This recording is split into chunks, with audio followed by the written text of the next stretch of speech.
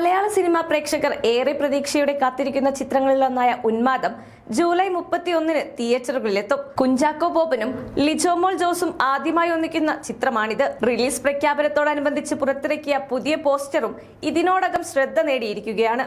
Police സ്റ്റേഷനിലെ file കൂമ്പാരങ്ങൾക്കിടയിൽ നിൽക്കുന്ന കുഞ്ചാക്കോ ബോബന്റെ കഥാപാത്രമായ ഷെല്ലിയെയാണ് പോസ്റ്ററിൽ കാണുന്നത്.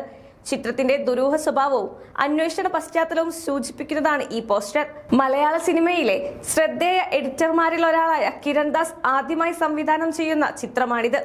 ഇഷ്ക്, ജോജി, റൊഷാക്, രോമാഞ്ചം, ജോസഫ്, തൊണ്ടിമുതലും ദൃക്സാക്ഷിയും തുടങ്ങി നിരവധി ശ്രദ്ധേയ ചിത്രങ്ങളുടെ എഡിറ്ററായാണ് കിരൺദാസ് അറിയപ്പെടുന്നത്.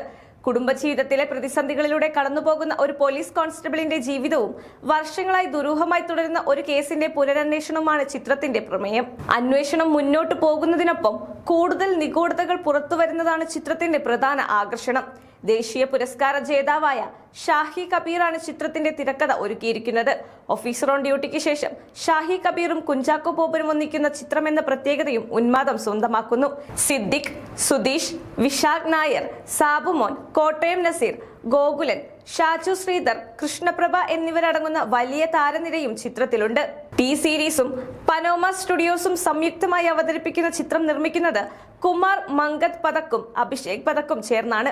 ജൂലൈ 31-ന് തിയേറ്റർ സ്ക്രീനുകളിൽ ചിത്രമെത്തുമ്പോൾ മലയാള സിനിമാ പ്രേമികൾക്കിടയിലെ പ്രതീക്ഷകൾക്ക് ചിത്രം എത്രത്തോളം നീതി പുലർത്തുമെന്നാണ് ഇനി അറിയാനുള്ളത്.